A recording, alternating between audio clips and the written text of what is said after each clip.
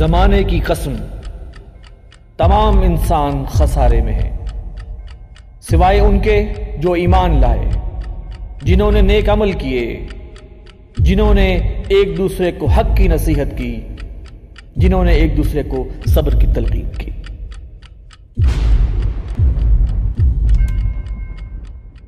بسم اللہ الرحمن الرحیم۔ محترم ناظرین، السلام علیکم ورحمۃ اللہ وبرکاتہ۔ نبی اکرم صلی اللہ علیہ وسلم کی ایک حدیث سے ہم اس پروگرام کا آغاز کرتے ہیں۔ آپ صلی اللہ علیہ وسلم نے فرمایا، کما تکونوا کذالک یولی علیکم، جیسے تم ہوگے ویسے ہی تم پر حکمران پشت پناہ بنا دیے جائیں گے۔ ناظرین، اس وقت پورے پاکستان میں محلوں میں، گلی کوچوں میں، چینلز میں، ٹاک شوز میں، ہر جگہ JIT کی رپورٹ اور پیناما کیس کا ذکر ہے۔ یقیناً یہ ایک ایشو بہت اہم بن گیا ہے، اس سے کوئی اختلاف نہیں، لیکن انٹرنیشنل حالات بھی ایسے خوفناک ہوتے جا رہے ہیں کہ اب ایسا محسوس ہوتا ہے کہ جیسے پاکستان کی باری شاید اب آنے والی ہے۔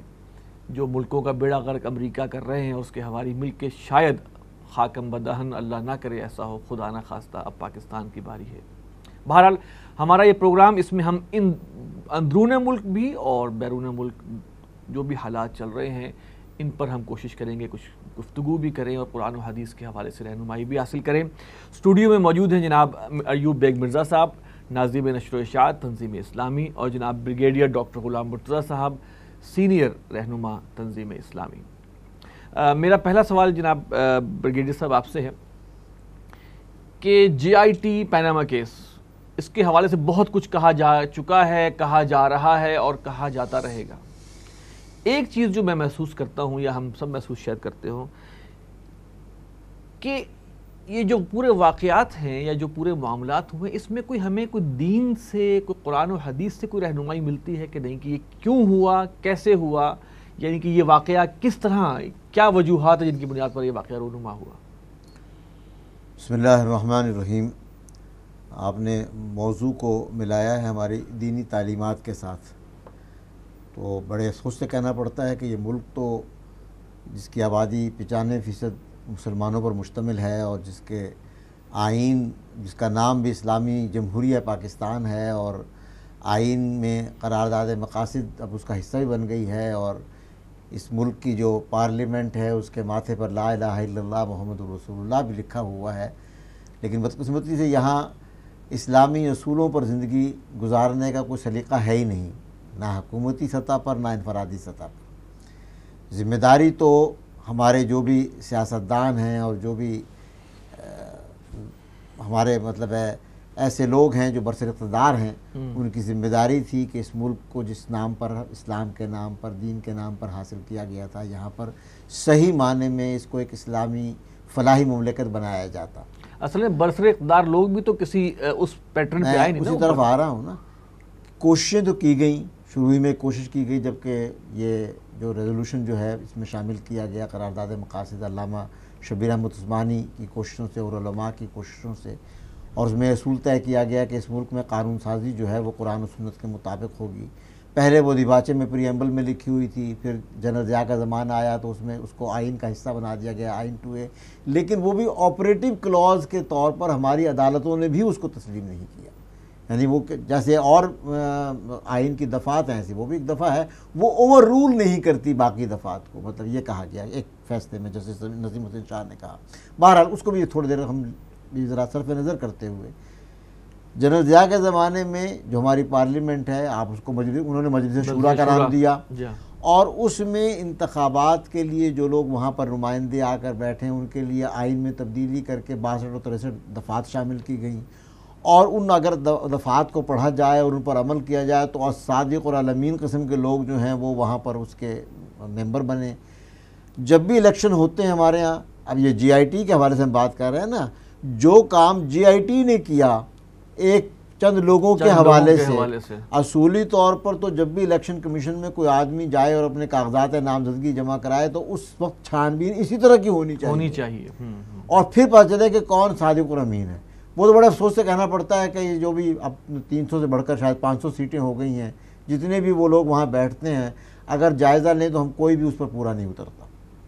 تو اس لحاظ سے تو جیسے آپ نے حدیث کا حوالہ دیا کہ جیسا معاشرہ ہے اسی قسم کے اس پر حاکم جو ہے ہمارے سروں پر مسلط ہو گئے. اب یہ تو ایک عمل، مطلب جو مکافات عمل آپ اسے کہہ لیں کہ یہ تو ایک اللہ تعالیٰ کی طرف سے ہوا. پاناما اس کے اسکینڈل کے جو سامنے چیزیں آئیں اور آپ 2-3 سال اس بات کو ہو گئے ہیں، اس میں کوئی سازشی تھیوری نہیں تلاش کی جا سکتی. وہ جیسے بھی اس میں تو اور دوسرے ممالک کے سربراہوں کے بھی نام آئے، ان کا بھی نام آیا، جس کا نام آیا اس نے اپنی کوئی آف شور اکاؤنٹ ہونا اللیگل اس طرح تھا ہی نہیں. ہم اس کو تو بحث کر چکے ہیں نا، وہ تو ایک بالکل الگ ایشو ہو جائے گا نا، ہم اس کی ڈیٹیل میں اس وقت نہیں جا رہے. ہم تو یہ کہہ رہے ہیں کہ اس میں نام آ گئے اور بھی کچھ سربراہان مملکت کے نام آئے، پاکستان میں بھی اور بہت سے لوگ ہیں جن کے نام ہیں. لیکن چونکہ جو ہمارے اب وزیر اعظم ہیں اور ان کا جو مطلب خاندان ہے ان کے نام آئے، اور چونکہ بہرحال وہ ایک بہت اہم پوسٹ پر ہیں، لہٰذا ان کے خلاف یہاں پر مقدمات دائر کیے گئے. یہ کہانی ہے پوری متاریخ. تو اب اس کے ضمن میں ایک بڑا اسپلٹ ڈیسیجن آیا 2-3 کا، اور 3 ججز جو تھے انہوں نے کہا کہ اس کی انویسٹیگیشن کی جائے. اب اس کی انویسٹیگیشن کر کے اور بات جو ہے چیزیں سامنے آ گئیں. دین تو پہلے دن سے کہہ رہا ہے کہ امانتیں جو ہیں اہل لوگوں کے سپرد کی جائیں. اللہ تعالیٰ نے حکم دیا ہے کہ امانتیں جو ہیں اہل لوگوں کے سپرد کی جائیں. وہی سے ہی ہم نے خلاف ورزی کر دی. ہم نے تو وہ اینٹ ٹیڑھی رکھی ہے، اس پر عمارت جو بنے گی وہ تو عمارت نہ صرف یہ کہ ٹیڑھی بنے گی بلکہ کمزور بھی بنے گی. وہ دیوار ہی ٹیڑھی ہوگی، کسی وقت بھی گر سکتی ہے.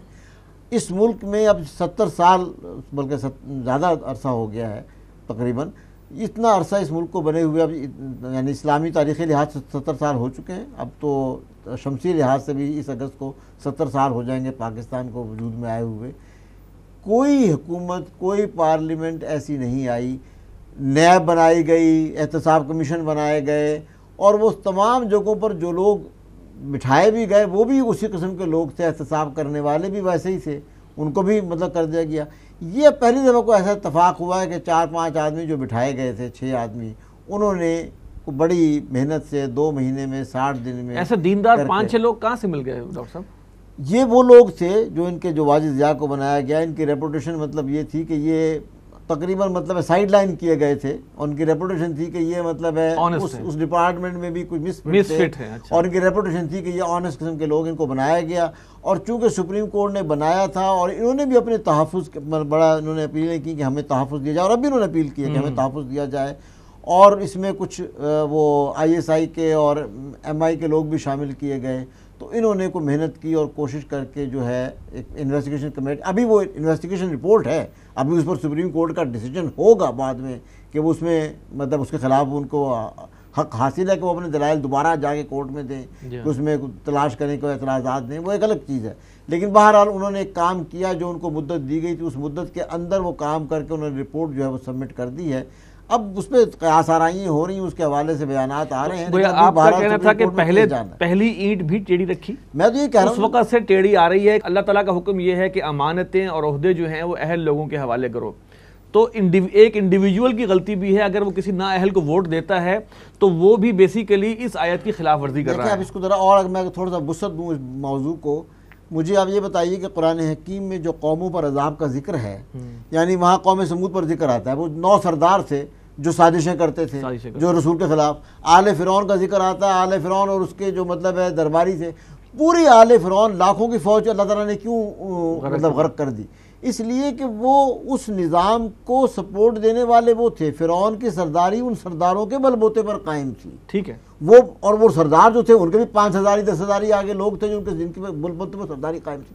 اگر آپ آج کے حالات پر اس کو منطبق کریں تو وہی ہے کہ ہم ہی ووٹ دے کر، ہماری عوام ووٹ دے کر کرتے ہیں نا. عوام کا کیا حال ہے؟ وہ جو اعمالکم وربی کا ایک مطلب مقولہ ہے، وہ یہی ہے نا کہ تمہارے اعمال ہی تم پر حکمران بنا دیے جاتے ہیں.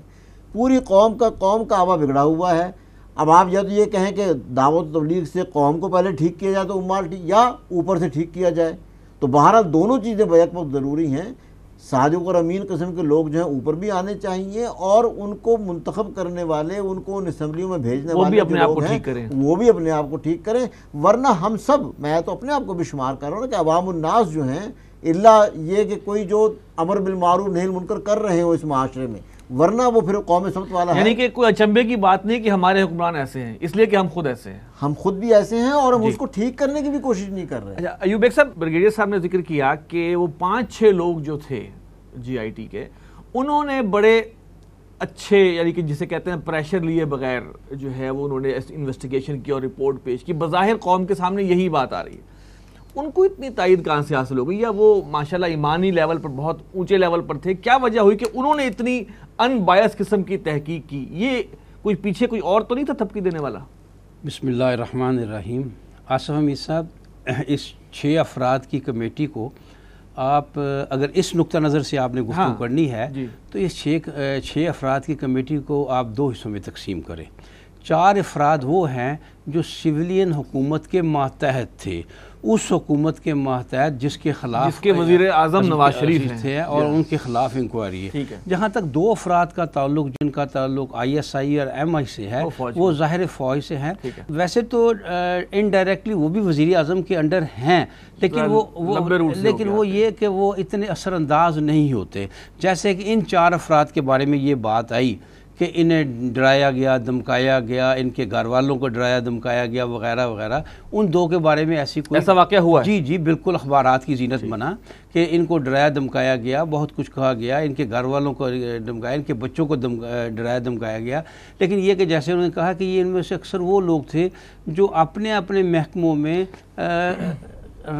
دیکھیے دیندار چاہے کہیں نہ کہیں، یہ ضرورت نہیں کہ سچ بولنے والا، ایماندار کہیں، آنیسٹ لوگ ہیں جنہوں نے اپنے محکموں میں سچائی کی وجہ سے وہ جسے کہتے ہیں نا کھڈے لائن لگے ہوئے تھے. اب دیکھیے فیصلہ اگر نواز شریف کے خلاف آتا ہے تو یہ پھر زیر اعتاب آئیں گے. کوئی نہ کوئی ان کو پیچھے پروٹیکشن حاصل تھی بیگ صاحب، تبھی یہ لوگ کھڑے رہ سکے. میں صرف پوائنٹ یہ ہے دیکھیں ویسے پروٹیکشن کیا تھی. دیکھیں وہ ویسے تو پروٹیکشن جو ہے وہ سپریم کورٹ سے بڑی کوئی قوت نہیں ہوتی. خاص طور پر اس وقت ہمارے ہاں ایک آئین کی دفعہ ہے 190. اچھا، اس دفعہ کے تحت سپریم کورٹ کے پاس اختیارات ہیں کہ وہ فوج کو استعمال کر سکتے ہیں. یعنی وہ بائی پاس کر کے سول حکومت کو، یہ آئینی بات ہے، غیر آرڈر بھی دے سکتے ہیں، وہ فوج کو حکم دے سکتے ہیں against prime minister, against any body, کسی ادارے، کوئی ادارہ ہو، کچھ ہو، وہ اور فوج پابند ہے اس کو، فوج پابند ہے اس کو. وزیر اعظم کا حکم اس کو اوور رول نہیں کر سکتا، قطعی طور پر نہیں کر سکتا. یہ ہمارا آئین 190 میں سپریم کورٹ کو یہ اختیار دیتا ہے. ٹھیک ہو گیا. دوسری بات یہ ہے کہ یہ ایک اور بات کا خیال رکھیے کہ یہ کیس چل رہا ہے 2 بنیادوں پر، ایک 184(3) پر اور ایک 62(63) پر. 184 میں بھی سپریم کورٹ کو ہر تمام معاملات کو دیکھنے اور ہر قسم کا حکم دینے، یعنی وہاں کی جورسڈکشن کی کوئی بات نہیں ہے. ہر معاملے میں ہر نوعیت کا ہر شخص کو حکم دے سکتے. ان کو پروٹیکشن حاصل رہی ان 6 لوگوں کو سپریم کورٹ کی پروٹیکشن حاصل رہی تھرو آرمی، اس لیے کہ ان کے پاس اختیار تھا. یہ ہے اصل بات کی، اس وجہ سے ان لوگوں نے یہ کام. آپ کو پتہ ہے جو نیب کے جو شخص منگی کر کے کچھ نئی منگی ان کا نام ہے، وہ نیب کی طرف سے بالکل انہیں نوٹس جاری ہوا تھا. یعنی وہ اپنے سربراہ کے ناپسندیدہ شخص تھے. اسی طرح ایف آئی اے سے لیا گیا جو وزارت داخلہ کے تحت ہے. تو ان لوگوں نے اکثر ان لوگ تھے جو اپنے محکموں میں سچے ہونے کی وجہ سے بدنام تھے. بہت چند لوگ ہی تھے. میرے ذاتی علم میں ایک واقعہ ہے کہ ایک ادارے میں کوئی اس طرح مالی بے قاعدگی کا کوئی کیس سامنے آیا جو انہوں نے ایف آئی اے کو دے دیا کہ جی ہمارے ادارے میں یہ چیز ہوئی ہے. مطلب نارمل پروسیجر جو ہے اس میں کچھ لوگ ظاہر ہے کچھ اس میں ملوث تھے اور کچھ ایسے تھے کہ جو مطلب ملوث نہیں تھے لیکن ان کے نام شامل کر دیے گئے.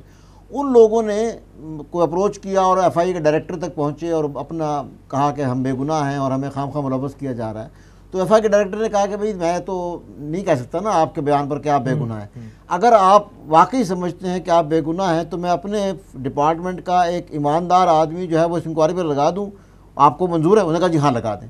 تو وہ ایک ان کا بہت ایک جونیئر سا آدمی تھا، کوئی معمولی سا کیس تھا، اتنا کوئی بڑا کیس نہیں تھا جس طرح یہ ہے. اور وہی جس نے کہا کہ کھڈے لائن لگا ہوا تو بیچارہ بیٹھا ہوا دیکھتا رہا. وہ اپنے اس نے آیتیں وایتیں بھی لکھی ہوئی تھی کمرے کے، اس پر بڑا ایماندار آدمی تھا، اس کو بالکل سائڈ لائن کیا ہوا تھا. اس کی ذمہ داری لگا دی گئی جی آپ اس کو انویسٹیگیٹ کریں. اور اس نے پھر انویسٹیگیٹ کر کے وہ دیا کہ جی ہاں یہ لوگ جو ہیں یہ ملوث ہیں اور یہ لوگ جو ہیں. تو ایسے ہر ڈپارٹمنٹ میں کچھ لوگ ہیں جن کو سائڈ لائن کیا لیکن یہ کتنی شرم کی بات ہے کہ وہ جو آنیسٹ لوگ ہوتے ہیں کسی بھی ادارے میں ان کو سائڈ لائن کر دیا جاتا ہے. یعنی کہ ہم رونا روئیں نواز شریف کا یا اپنا ہمارے ارکان اسمبلی کا, ہمارے ہر ڈپارٹمنٹ میں کوئی اللہ کا بندہ اگر ایسا ہو تو وہ ناپسندیدہ قرار پاتا ہے. سبحان اللہ. میں وہ آڈ مین آؤٹ ہو جاتا ہے نا, کیونکہ اصل میں وہ جو سسٹم ایک چل رہا ہے نا اس میں وہ فٹ نہیں ہوتے ہیں. آصف میر صاحب آپ یقین کریں ہمارا معاشرہ جیسے کہ آپ جانتے ہی ہیں ایک انتہائی گلا سرا معاشرہ ہے, تو ایسے ہی لوگ سرکاری ملازم بھی ہے نا, لیکن کوئی مثال کے طور پر پولیس کا محکمہ بہت بدنام ہے. آپ کو پولیس میں بھی ایسا کوئی نہ کوئی 1-2 افراد یعنی 1-2% افراد یا اس سے بھی کم کر لیجئے کوئی آدھا % افراد ایسے مل جائیں گے جو فرشتہ سیرت ہے. یہ کیوں ہے؟ میں نے کئی دفعہ اسمبلی میں کوئی ہے ایسے؟ یقیناً ہوں گے, یقیناً ہوں گے. میرا ایک ایمان کی حیثیت سے ہے کہ کوئی ایسا محکمہ نہیں ہو سکتا جہاں ایک بندہ بھی ایماندار نہ ہو. یہ میری بات, یہ میرے ایمان کی حد تک اس پر یقین ہے مجھے. یہ کیوں ہے؟ میرے نزدیک یہ ہے کہ جب اللہ تعالیٰ معاف رکھے, میں خود بڑا گناہ گار آدمی ہوں, روز قیامت لوگوں سے پوچھا جائے گا جو بددیانتیاں کرتے ہیں صبح و شام کہ تم یہ کیوں کرتے تھے, تو وہ اپنی یہی معذرت پیش کریں گے ہم مجبور تھے. تو پھر ان لوگوں کو کھڑا کیا جائے گا یہ تمہارے ساتھ کام نہیں کرتے تھے, یہ تمہارے ساتھی نہیں تھے, یہ کیوں مجبور نہیں تھے. تو شاید اللہ تعالیٰ نے یہی چیز یہ ایک اتمام حجت کے لیے شاید ہے کہ 1-2% افراد آپ کو ہر محکمے میں ایسے ملیں گے جو فاقے برداشت کریں گے باوجود اس کے کہ انہوں ہزاروں روپے روز کی ہمارے دیکھتے دیکھتے ہمارا معاشرہ چینج ہوا ہے. آج سے کچھ عرصہ پہلے اس معاشرے میں جو لوگ مطلب ایسے کرتے تھے, غلط کام کرتے تھے, وہ پہچانے جاتے تھے.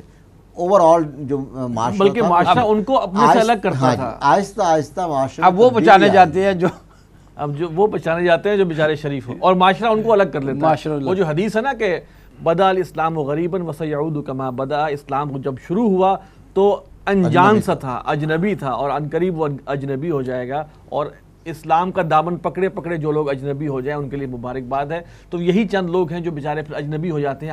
ہمیں نہیں پتا کہ GIT میں صرف وہی لوگ تھے یا نہیں, بہرحال لیکن سوال یہی تھا کہ ان کو پروٹیکشن حاصل تھی. جی بالکل حاصل, اور اس میں فوج کی پروٹیکشن حاصل تھی. تو کیا یہ کہا جا سکتا ہے کہ فوج نے ایک بائی پراکسی جو ہے ایک گورنمنٹ کے خلاف ایک کام کیا ہے؟ میں نے عرض کیا نا کہ آغاز میں بہت شکایتیں کی گئی تھی ان کی طرف سے کہ ہمیں ڈرائے دھمکایا جا رہا ہے. اس پر سپریم کورٹ نے خصوصی آرڈر کیا کہ ان کی پروٹیکشن کی جائے, اگر آئندہ کسی نے کو ڈرایا دھمکایا تو ہم اس پر سخت ایکشن لیں گے.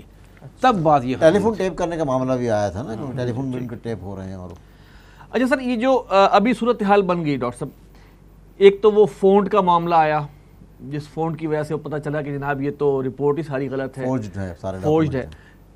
یہ چیزیں ظاہر کرتی ہیں نا کہ کوئی نہ کوئی معاملہ کافی گڑبڑ ہے, اور اب ایسا محسوس ہو رہا ہے, جو قرائن ہیں وہ یہی بتا رہے ہیں کہ ان کی فیملی کو اب کسی طرح قصوروار ٹھہرایا جائے گا. آپ کیا سمجھتے ہیں وہ کیا کیا بیسک چیزیں ہیں جن کی وجہ سے یہ آپ سمجھتے ہیں کہ اب ناؤ دے آر گلٹی؟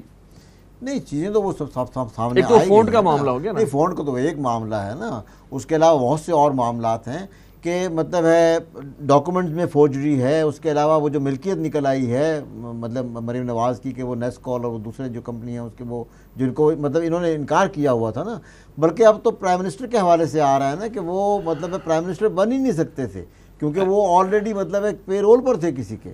مطلب اب تو بہت سی چیزیں ایکچولی تو پینڈورا باکس کھل گیا ہے, بڑی عجیب سی بات ہے. ابھی تو اور بہت سی چیزیں سامنے آئیں گی اس کے, یہ تو مطلب ایک رپورٹ آ گئی ہے نا, ابھی اس میں سے اور چیزیں نکلیں گی. جیسے کیلیبری فونٹ کے آپ کہہ رہے ہیں نا, وہ تو ایک فونٹ کا معاملہ آیا کہ وہ ڈاکومنٹ جو ہے وہ اب انہوں نے اب بنا کر پیش کیا. وہ فونٹ جو ہے 2007 میں آیا, جبکہ وہ پہلے کے مطلب 2006 کے ڈاکومنٹ 2006 کی ہے.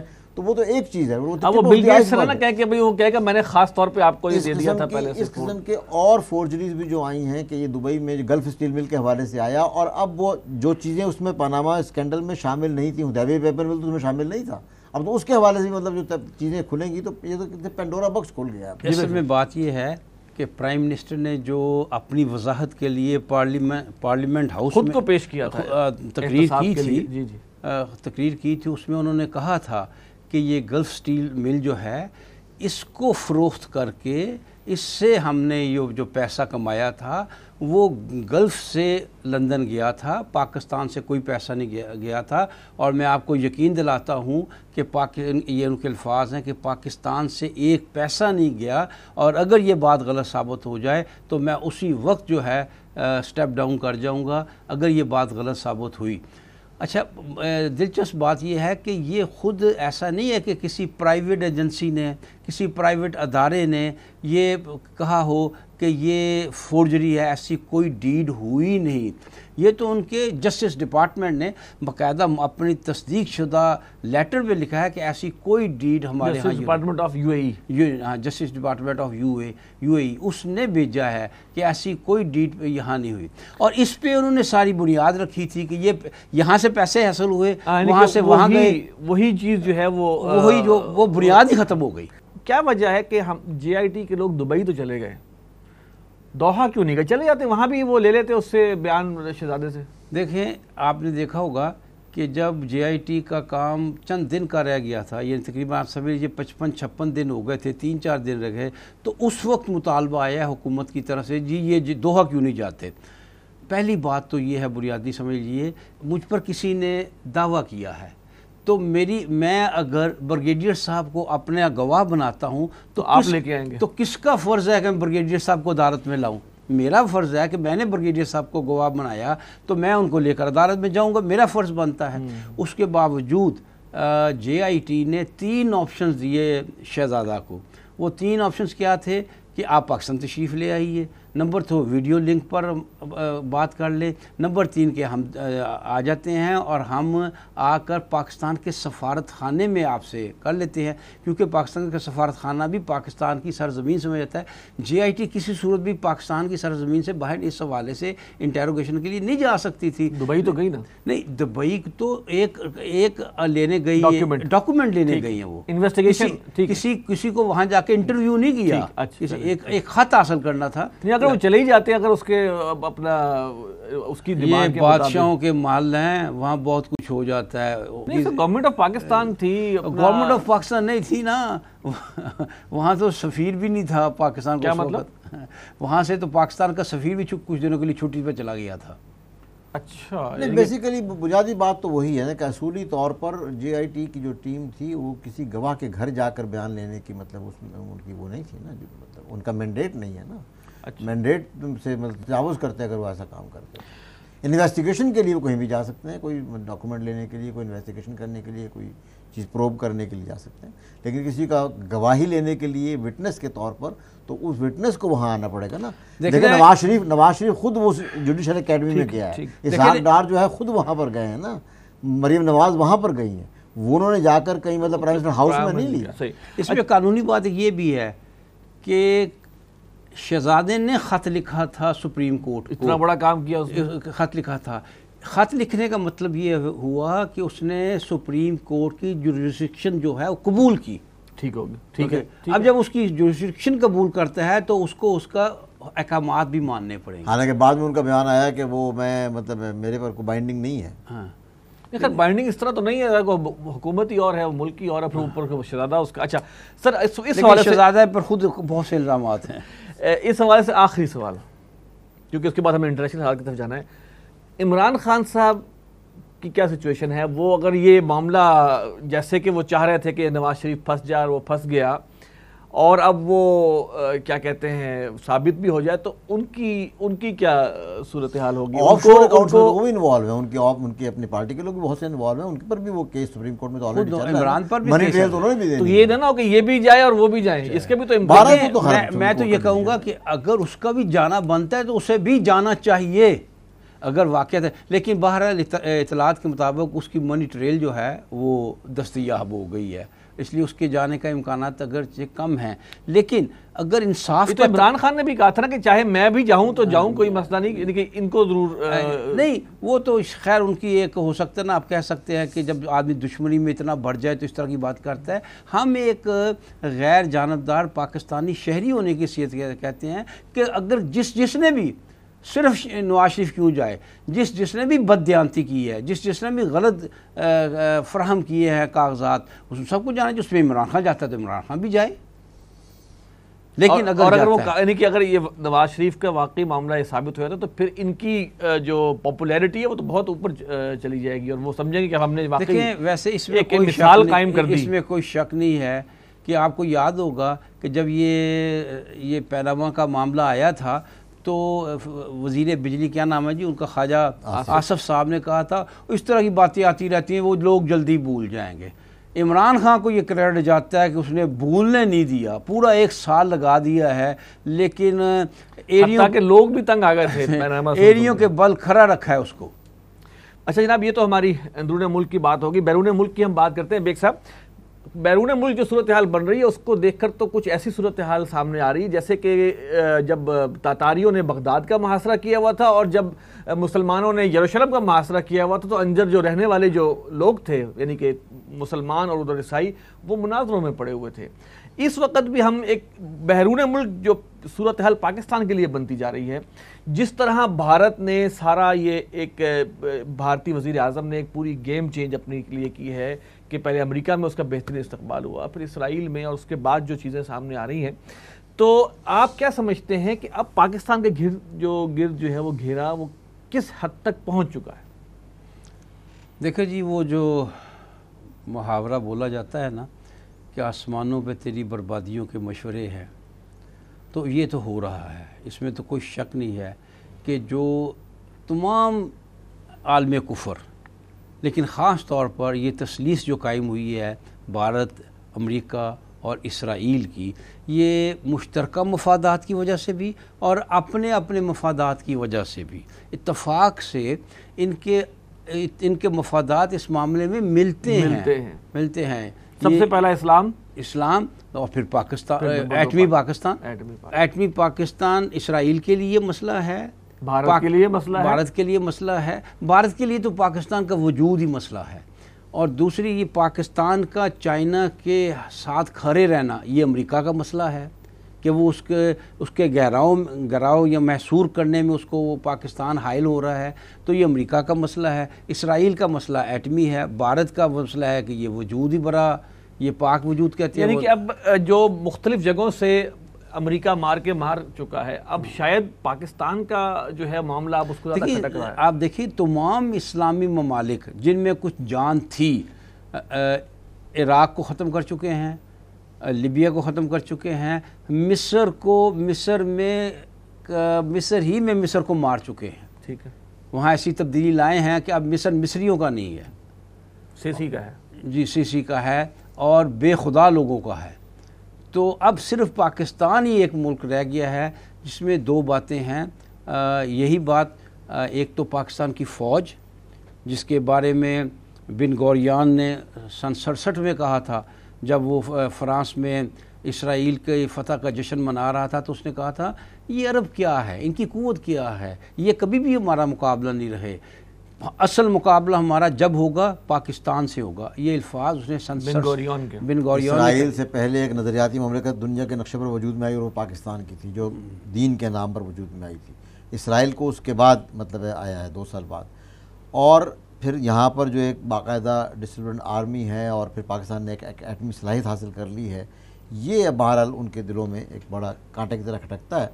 اس کے علاوہ جہاں جس ملک میں کچھ ایسے آثار تھے، افغانستان میں ایک اسلامی حکومت قائم ہو رہی تھی، وہ انہوں نے وہاں پر مطلب باقاعدہ ڈائریکٹ اٹیک کر دیا. عراق کا حوالے سے ان کو تھا کہ کچھ وہاں پر وہ مطلب دمخم ہے، کھڑے ہو سکتے ہیں. شام کو مطلب انہوں نے ایسا کچومر بنا دیا ہے کہ وہاں سمجھ ہی نہیں آ رہی کہ کون کیا کر رہا ہے.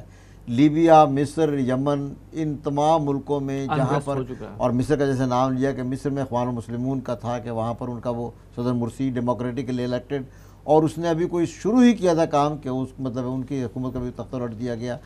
باقی جو عرب اسٹیٹس ہیں، جو ہماری گلف اسٹیٹس ہیں، ان میں تو ابھی ٹرمپ دورہ کر کے ان سب کو کر گئے ہیں. وہ قطر میں ایک تھا مطلب ہے آڈ مین آؤٹ، اس کے لیے بھی پھر وہ بھی ناکہ بندی کر دی گئی ہے. تو اب یہ مودی صاحب جو ہیں مطلب ہر ایک کا اپنا ایجنڈا ہے. اسرائیل کا اپنا ایجنڈا ہے، امریکہ کا اپنا ایجنڈا ہے، مودی کا اپنا ایجنڈا ہے. لیکن یہ جو گٹھ جوڑ ہوا ہے، ہم اپنے ان معاملوں میں الجھے ہوئے ہیں، اور باہر جو وہ مودی صاحب امریکہ گئے، پھر وہاں سے اسرائیل آئے، اور وہاں جو کچھ جس طرح ملاقاتیں ہوئی ہیں اور جس طرح ان کا استقبال ہوا ہے، یہی انڈیا تھا جو فلسطین کاز کے لیے کھڑا ہوا کرتا تھا، اسرائیل سے ان کے تعلقات نہیں تھے۔ اب جب انہوں نے دیکھا ہے کہ عرب ممالک خود جو ہیں وہ مطلب نرم پڑ گئے، نہیں اب تو نرم کیا پڑ گئے، اب تو سفارتی تعلقات ہیں نا باقاعدہ، تو ظاہر ہے کہ ان کو بھی ضرورت نہیں رہی۔ سفارتی تعلقات کس سے؟ ویسے یہاں میں مصر اور اردن سے تو مطلب ہے اوپنلی ہے، اور اب جو یہ نیا جو یہ ٹرمپ صاحب وزٹ کر کے گئے ہیں اس کے بعد اسرائیل کے تعلقات سب کو رام کر گئے ہیں کہ اسرائیل کو وہ ایک طرح سے مطلب ہے ڈائریکٹلی ریکگنائز نہ بھی کریں، لیکن ان کے بہرحال آپس میں ویسے یہ فلسطین کی کاز والی جو بات ہے نا، ہندوستان کا رول اس معاملے میں آغاز سے منافقانہ ہے۔ ظاہری طور پر یہ فلسطینیوں کو سپورٹ کرتے رہے، لیکن ایسے شواہد ملے ہیں کہ فرام دا فرسٹ ڈے یہ اسرائیل کے ساتھ تعاون کر رہے ہیں، کوئی آج کی بات نہیں ہے، لیکن یہ تعاون ان کی شرط تھی کہ وہ کبھی بیہائنڈ دی کرٹن تھا، کسی طور پر کیوں وہ عرب سے فوائد حاصل کر رہے تھے بہت سے، وہ فوائد حاصل کرنے کے لیے وہ اسرائیل سے اپنا تعاون جو ہے اس کو ڈسکلوز نہیں کرتے۔ لیکن بیگ صاحب انہوں نے فوجی تعاون تو بہت زیادہ لیا ہے اسرائیل سے، بیک ڈور ڈپلومیسی سے لیا ہے نا، جو ہے اسرائیل اور اس کی جو فوجی جو معاملات ہیں وہ تو کوئی چھپے ہوئے نہیں ہیں، چند سالوں سے زیادہ لیے۔ اس سے پہلے جو کچھ تھا وہ پوشیدہ طور پر تھا، وہ پردہ غیب سے تھا۔ یہ جو دورہ ہوا اس کے پاکستان پہ اثرات پر تو ہم مزید بات بھی کر سکتے ہیں۔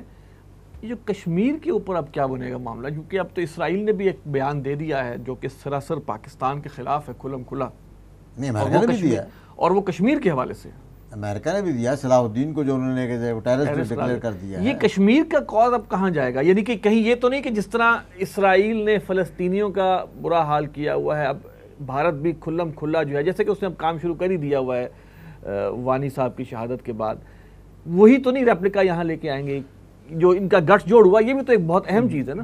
مدد مانگی ہے اسرائیل، باقاعدہ بھارت نے اسرائیل سے کہ ہمیں مطلب ہے اس معاملے میں ہمیں وہ دیا جائے کہ کس طرح اس موومنٹ کو جو بھی کشمیر میں ایک انتفاضہ شروع ہوا، اس طرح انہوں نے فلسطینیوں کے انتفاضے کو بڑا کیا ہے، ریلیٹ کرتا ہے، باقاعدہ اوپنلی اس سے کہا ہے کہ ہمیں اس معاملے میں ہمیں ہیلپ کی جائے، اس کو ہم کس طرح ڈیل کریں اس ایشو کو۔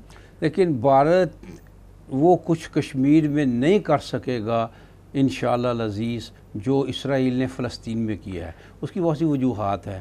دیکھیے سب سے بڑے تو کشمیر جب تک پاکستان کھڑا ہے تب تک، ہاں اس لیے کہ فلسطین کے ارد گرد کوئی بھی ان کی حمایت میں اس طرح کھڑا ہونے والا نہیں تھا۔ اس وقت آپ پاکستان کو بھی کوئی ایسا کھڑا نہ سمجھیں کشمیر کے لیے، لیکن یہ عبدالرحمان صاحب کے ہوتے لیکن یہ بہرحال ایک اخلاقی سپورٹ ہے، اور پھر یہ ہے کہ کسی وقت کھڑا ہو سکتا ہے۔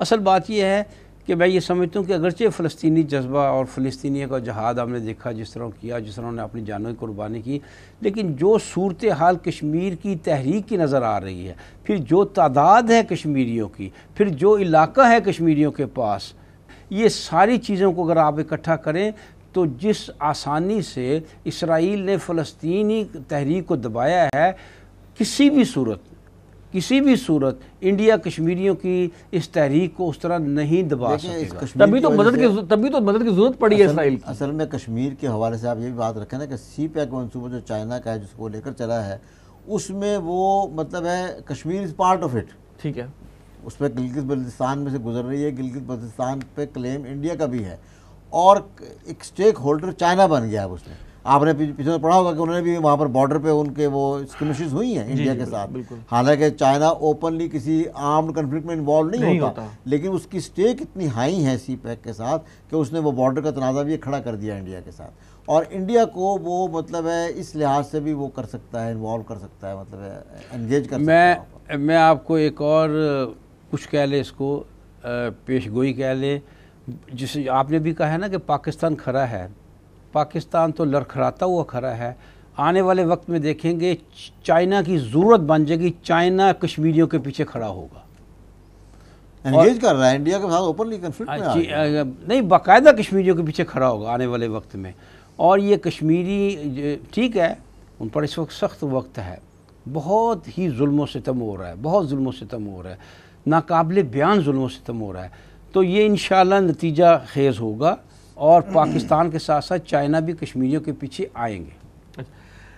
سر ایک بہت ہی خطرناک معاملہ، وہ ایک ویڈیو جو ریلیز ہوئی جس میں بھارتی وزیر اعظم اور نیتن یاہو جو ہیں اسرائیلی وزیر اعظم کچھ لوگوں سے مل رہے تھے، وہاں پر 2 ایسی شخصیتوں سے انہوں نے بڑے گرم جوشی سے ملاقات کی، جن میں سے ایک قادیانی تھا اور ایک بہائی تھا، اور اس قادیانی کا مودی کا شکریہ ادا کرنا، نیتن یاہو کے ساتھ وہ اتنا فری، یعنی کہ یہ قادیانیوں کا یہ جو چہرہ تھا اسرائیل کے اندر، اتنا ہائی پروفائل چہرہ، اور مودی کا بھی شکریہ ادا کرنا کہ آپ نے ہماری مدد کی، یہ تو کلیئر کٹ ظاہر کرتا ہے کہ یہ قادیانی جو ہیں ان کے پیچھے کون ہے، یہ سازش کیا ہے۔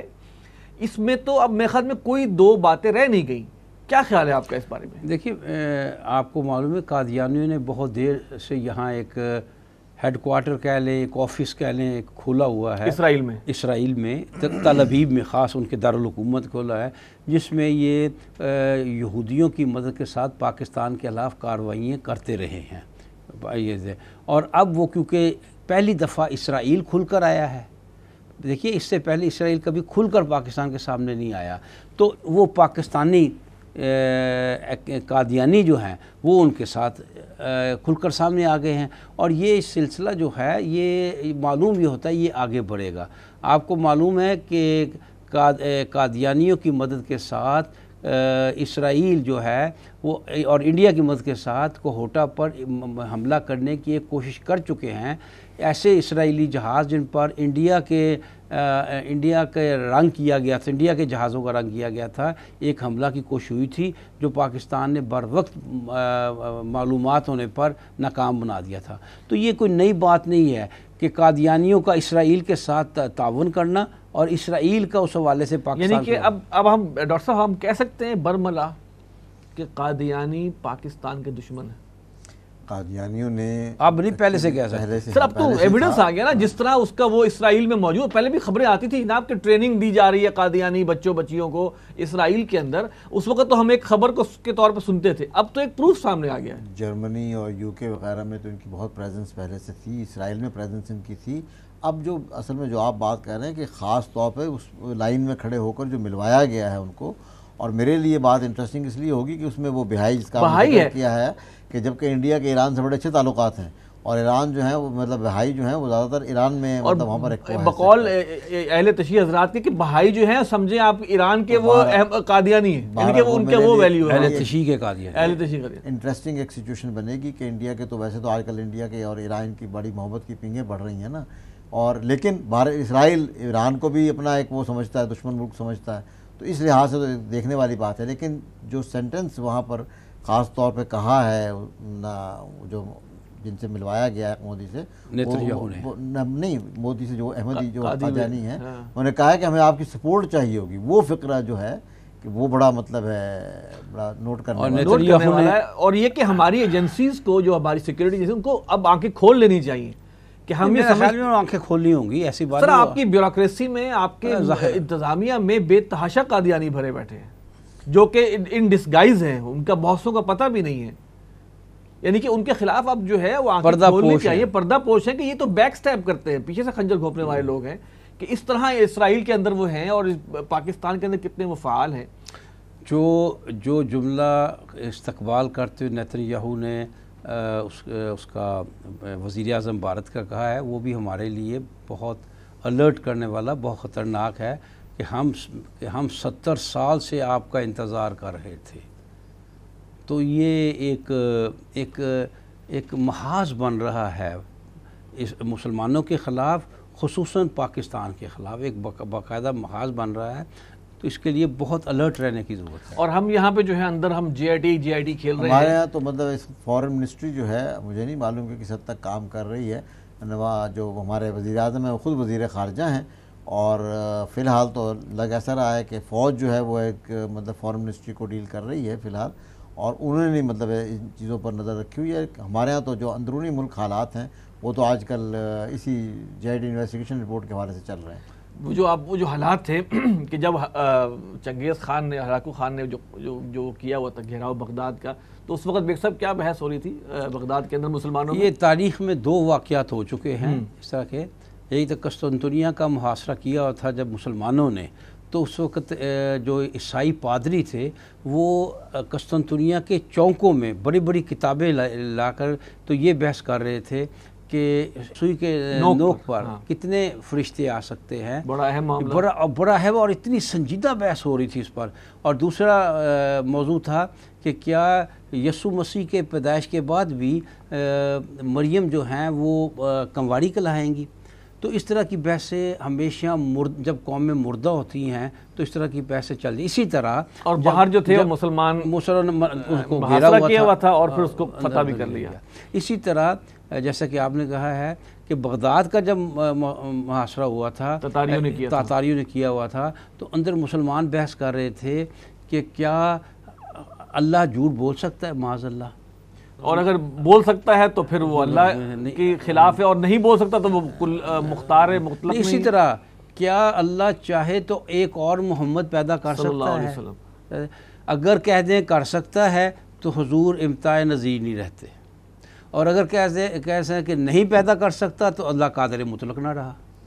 ایگزیکٹلی دیکھیں اس وقت یہ جو جے آئی ٹی کا معاملہ، جتنا پورا میڈیا اس پہ لگا ہوا ہے، جتنے ہمارے ماہرین اس کے اوپر لگے ہوئے ہیں، ٹھیک ہے یہ اپنی جگہ ہوگا اہم، لیکن اس وقت زیادہ اہم چیز یہ ہے جو انٹرنیشنل حالات ملک اس میں کرنے کا کام یہ ہے کہ دیکھیے ہم یہ تو اس موقع پر جب یہ پاناما کیس اتنا آگے بڑھ چکا ہے، یہ تو کہہ نہیں سکتے کہ اب اس کو رفع دفع کرتے ہیں. ایک منٹ، لیکن بیلنس ہونا چاہیے نا، اصل میں ہونا کیا چاہیے کہ جتنے بھی لوگ اس میں ملوث ہیں، وہ حکومت ہے، وہ فوج ہے، وہ عدلیہ ہے، وہ عمران خان ہے، وہ اور شخصیات ہیں، وہ ایک نقطے پر کام کریں کہ یہ مسئلہ بھی حل ہو جائے. اگر کسی نے کرپشن کی ہے تو اس کو سزا بھی مل جائے، لیکن اس انداز میں ملے اور اس طرح معاملات چلائے جائیں کہ پاکستان کی سلامتی کو کوئی خطرہ درپیش نہ آئے، پاکستان میں انارکی نہ پیدا ہو. تو یہ چیزیں دیکھنے والی ہیں، اور کہ یہ کیا جا سکتا ہے. ایسا کوئی مسئلہ نہیں ہے کہ یہ اس مسئلے سے نپٹا نہیں جا سکتا. ڈاکٹر صاحب آپ کیا سمجھتے ہیں انٹرنیشنل جو حالات ہوئے ہیں اس میں ہماری حکومت کوئی رسپونڈ کر رہی ہے نہیں کر رہی؟ میرے اطلاع کے مطابق تو یہاں پر سوائے اس کے کہ چیف آف آرمی اسٹاف نے ریسنٹلی ملاقات کی تھی جو امریکن سینیٹرز آئے ہوئے تھے، اور ان امریکن سینیٹرز نے بھی یہاں پر آ کر کچھ اور باتیں کی اور افغانستان میں جا کر کوئی اور بیان دے دیا. اس کے علاوہ تو کوئی ایکٹیویٹی نظر نہیں آ رہی. وزارت خارجہ ہماری وزارت خارجہ اپنی جگہ کو سب لوگ بیٹھے کام کر رہے ہوں گے، لیکن وزیر خارجہ تو آج کل خود وزیر اعظم ہیں اور وہ اپنے مسئلوں میں الجھے ہوئے ہیں. وہ تو کراچی کا دورہ انہوں نے منسوخ کر دیا، باہر کے دورے تو. اور اس سچویشن میں جو ان پر الزامات ہیں، کیا وہ کسی بیرون ملک کا دورہ کر سکتے ہیں؟ کسی کو فیس کر سکتے ہیں؟ ایوب بیگ صاحب آپ کی تشریف آوری کا بہت شکریہ. ڈاکٹر غلام مرتضیٰ صاحب آپ کی تشریف آوری کا بہت شکریہ. ناظرین، ہم جس طرح پروگرام کے آخر میں اکثر میں کہا کرتا ہوں کہ وقت دعا ہی ہے کہ اللہ تعالیٰ پاکستان کے حکمرانوں کو ہدایت دے اور پاکستانیوں کو ہدایت دے کہ وہ ایسے لوگوں کو منتخب کریں، یا ایسی یا کم سے کم اپنی اصلاح کی بھی کوشش کریں اور ایسے لوگوں کو بھی منتخب کریں جو کہ واقعی اہل بھی ہوں. اور اللہ تعالیٰ پاکستان کی حفاظت فرمائے، عالم اسلام کی حفاظت فرمائے. اگلے پروگرام تک کے لیے ہمیں اجازت دیجیے گا. السلام علیکم ورحمۃ اللہ وبرکاتہ.